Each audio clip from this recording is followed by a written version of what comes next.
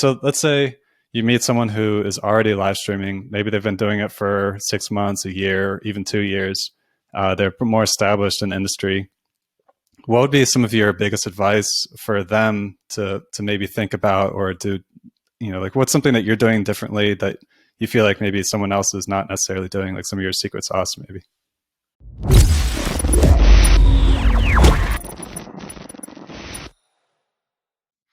Yeah, I think the biggest thing is the repurposing. I think that's where a lot of live streamers, and I'd even say podcasters, fall short. Is you've created this great content and you're kind of like, it's kind of like you're putting it on the library shelf and you're off to read the next book or create the next book. But there's a lot of good nuggets that you're not sharing to bring people back.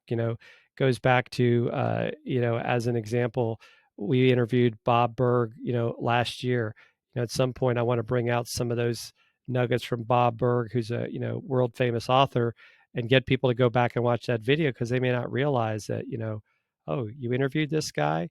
So I think the repurposing piece, and even the fact that sometimes, because in a sense we all start our shows the same way with kind of the who you are, who's there, what you're talking about.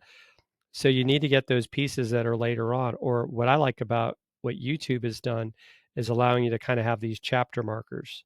So now people can say, hey, at minute 5 or chapter 1, this is where we talked about this or that.